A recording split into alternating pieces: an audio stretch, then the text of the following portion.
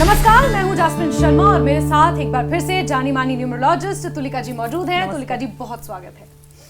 इससे पहले हमने बात की थी कि कौन से मूलांक जोड़ियां ऐसी हैं जिन्हें अपनी जिंदगी बिताने में एक साथ थोड़ी सी जद्दोजहद करनी पड़ती है, लेकिन अब बात करेंगे ऐसी मूलांक जोड़ी की जो सबसे अच्छी मानी जाती है, जिनकी अंडरस्टैंडिंग, जिनके बीच की कंपैटिबिलिटी, जिनके बीच की जो ट्यूनिंग है वो बहुत ज़्यादा अच्छी होती है। और कठिन मूलांक जोड़ियों की तो हमने बात कर ली, लेकिन अब सबसे अच्छी जोड़ियां, उनको लेकर आप क्या मानती हैं? कौन से ऐसे मूलांक हैं जो अगर साथ आ जाएं तो लाइफ एकदम परफेक्ट हो जाती है? जैस्मिन, न्यूमरोलॉजी में ना कोई परफेक्ट जोड़ी नहीं है।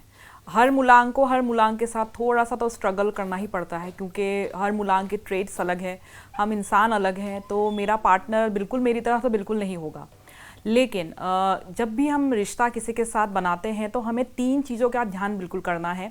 एक तो केयर, दूसरा कंपैशन और तीसरा है कोऑपरेशन। ये तीनों चीज़ें जब 2 लोगों के बीच में होती है तो रिश्ता वो काफ़ी मजबूत रहता है और वो टिकता है।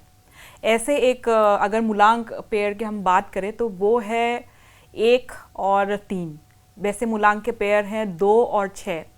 और 2 और 6 के बारे में मैं इसलिए बोलना चाहूँगी क्योंकि दोनों मूलांक जो है, ये दोनों मूलांक भावनाओं और सेंसिटिविटी के साथ जुड़े हुए हैं और दोनों ही बहुत ज़्यादा केयरिंग मूलांक है। अगर 2 मूलांक वाला इंसान आपके लाइफ में है तो वो काफ़ी आपका केयर करेगा।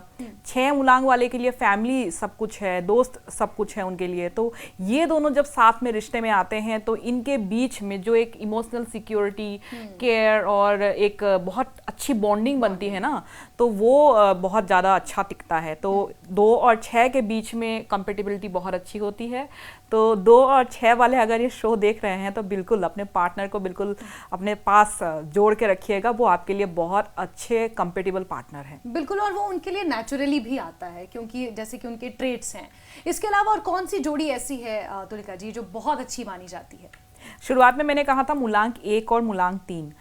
मूलांक 1 यानी कि 1, 10, 19 और 28 तारीख को जिनका बर्थडे आता है, और मूलांक 3 यानी कि 3, 12, 21 और 30 तारीख को किसी भी महीने के जिनका बर्थडे आता है। तो ये दोनों सूर्य और जुपिटर से रूल होने वाले लोग हैं। तो दोनों को ही लीड लेना, कॉन्फिडेंस और न्यू बिगिनिंग्स बहुत अच्छे लगते हैं, नई चीज़ें ट्राई करना बहुत अच्छा लगता है। तो जब भी मूलांक 1 वाला इंसान मूलांक 3 वाले इंसान के साथ में आता है तो मूलांक 1 का जो कॉन्फिडेंस है और उनकी जो न्यू चीज़ें ट्राई करने की जो उनके अंदर एक ऊर्जा होती है, वो 3 वाले के जो क्रिएटिविटी है उसके साथ बड़ा अच्छा मेल खाता है। तो मूलांक 1 वाले इंसान के पास अगर मूलांक 3 वाला इंसान आ जाए तो उन्हें बिल्कुल भी अलग नहीं होना चाहिए। अगर आप लोग शादी के बारे में सोच रहे हो या आप लोग मान लीजिए किसी रिश्ते में बनने की सोच रहे हो तो मूलांक 1 वाले को मूलांक 3 वाले से दूर नहीं जाना चाहिए। बिल्कुल, यानी कि इनका कॉपरेशन बहुत अच्छा होता है, एक दूसरे को मोटिवेट करते हैं और लाइफ इजी रहती है। इसके अलावा क्या मूलांक 5 की भी किसी के साथ बहुत अच्छी जोड़ी होती है? थोड़ा सा ट्रिकी है क्योंकि मूलांक 5 एकमात्र ऐसा नंबर है, मूलांक है पूरे न्यूमरोलॉजी में जिनका कोई एक्चुअली एनिमी नंबर नहीं है। मूलांक 5 के साथ हर कोई नंबर जो है आराम से बैठ जाता है, क्योंकि वो जैसे हम ग्रिड बनाते हैं तो मूलांक 5 बिल्कुल बीच में आता है, यानी कि वो फाउंडेशन स्ट्रक्चर, उनके बिना कोई भी राजयोग पूरा नहीं होता न्यूमरोलॉजी ग्रिड में। तो 5 यानी कि मर्क्यूरी का आशीर्वाद आपके होना बहुत ज़रूरी है आपके ऊपर। लेकिन 5 वाले सबके साथ अच्छे से नहीं रह पाते हैं, उनके साथ हर कोई रह लेगा, लेकिन वो किसके साथ कंपेटेबल है वो इम्पॉर्टेंट है। तो 5 वाले की अगर हम बात कहें तो 5 वालों के लिए एक मूलांक जो है वो काफ़ी अच्छी जोड़ी मानी जाती है, क्योंकि दोनों ही एम्बिशियस है, दोनों को नई चीज़ें सीखना पसंद है, दोनों को नई चीज़ें ट्राई करना पसंद है, और दोनों एक साथ जीवन में जो आगे बढ़ने की उनकी जो इच्छा है दोनों में वो कॉमन है। तो मूलांक 5 वालों के साथ अगर मूलांक 1 वाला इंसान आ जाए तो बहुत अच्छा पेयर बनता है। बिल्कुल, और हर रिश्ते में स्पेस मुझे लगता है देना बहुत ज़रूरी है। तो जैसा कि आपने कहा कि 5 वालों के साथ रहना इतना आसान नहीं है, और 5 वाले भी सबके साथ 5 वालों के साथ, क्योंकि 5 वालों के साथ इसलिए वो कई बार लोगों के साथ नहीं उनको अच्छा लगता है, क्योंकि 5 वालों को ना, उनको अगर उनके स्पेस से उनको हटा दिया गया या उनको किसी रूटीन में किसी ने बांधने की कोशिश की या उनसे उनका स्पार्क किसी ने छीन लिया तो 5 वाले बहुत दुखी हो जाते हैं। उनको एक जगह पे आप बांध के नहीं रख सकते हो, they are very freedom lovers. तो 5 वालों के लिए ये जो पर्सनल स्पेस है ये बहुत इंपॉर्टेंट है। तो 1 वाला वो स्पेस समझता है और 1 वाला बंदा हो या बंदी हो, वो उनके साथ बहुत अच्छे से रह लेते हैं। बिल्कुल। ऐसे में तुलिका जी, अगर मैं गलत नहीं हूँ तो 7 जो मूलांक होता है वो बहुत ज़्यादा आध्यात्मिक होता है, उसकी तरफ, अध्यात्म की तरफ 8 या 7 मूलांक का बहुत झुकाव होता है। ऐसे में आध्यात्मिक रूप से कौन सी जोड़ियाँ आपस में उनकी बहुत अच्छी जमती है, उनका जुड़ाव अच्छा होता है, ऐसे कौन से मूलांक हैं? मूलांक 7 और मूलांक 2। मूलांक 7 वालों को भी बहुत डेप्थ में जाकर के लोगों को समझना, किसी भी टॉपिक पे रिसर्च करना या उसके बारे में समझना उनको अच्छा लगता है। स्पिरिचुअल थॉट्स उनके बड़े अच्छे होते हैं, उनका इंट्यूशन बहुत स्ट्रांग होता है, जो कि केतु से रूल होने वाले लोगों में हमने देखा है। वहीं मूलांक 2 जो है वो सेंसिटिविटी और इनर जो नॉलेज है वो काफ़ी सोचते हैं, हर चीज़ के बारे में सोचेंगे, हर इंसान के बारे में सोचेंगे, तो वो मन में उनका बहुत सारी चीज़ें उनके मन में चलती रहती है। तो ये दोनों जब साथ में आते हैं तो दोनों ही इमोशनल डेप्थ के साथ आगे बढ़ते हैं, और कई बार ये जो इमोशनल उनका एक जुड़ाव है वो शब्दों के बाहर जाकर के भी बड़ा अच्छा कंपेटिबिलिटी दिखता है।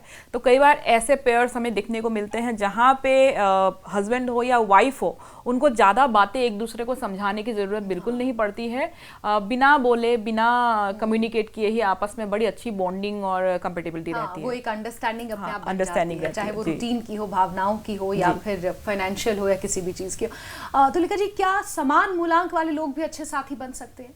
ये अच्छा सवाल है जैस्मिन, क्योंकि कई बार ऐसा देखा जाता है कि जो एक ही मूलांक के जो 2 लोग अगर साथ में आते हैं तो कई बार उनका रिश्ता बड़ा अच्छा नहीं जाता है, क्योंकि दोनों ही, जैसा बोलते हैं कि एक घर में 2 CEO नहीं हो सकते, वैसे एक ही प्रकार के अगर 2 लोग घर में आए तो उनका रिश्ता कई बार मुश्किल में पड़ता है। लेकिन इसमें से कुछ मूलांक ऐसे हैं जो अगर एक जैसे मूलांक वाले पार्टनर भी साथ में आए तो वो सक्सेसफुल रहते हैं, जैसे कि 6 और 6, जैसे कि 2 और 2, जैसे कि 3 और 3।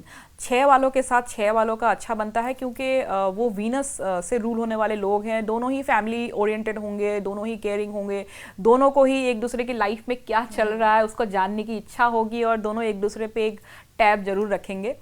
3 वाले लोग फन लविंग होते हैं और एक्सप्रेसिव होते हैं, गुरु से रूल होने वाले लोग, तो एक 3 के साथ जब दूसरा 3 आ जाता है तो बड़ा धमाल होता है। तो ये दोनों की पेयरिंग भी काफ़ी अच्छी होती है। और 2 वाले बहुत सेंसिटिव हैं, तो 2 वाले की सेंसिटिविटी कोई दूसरा 2 ही अच्छे से समझ पाएगा। तो अगर 2 मूलांक वाले के साथ दूसरा 2 मूलांक वाला आ जाए तो उनकी पेयरिंग बड़ी अच्छी रहती है। बिल्कुल। और ऐसे में 6, 3 और 2 के अलावा अगर बाकी मूलांक वाले सेम लोग अगर साथ आए तो उतनी कंपैटिबिलिटी नहीं होती, क्योंकि वो थोड़ा चैलेंजिंग भी हो सकता है।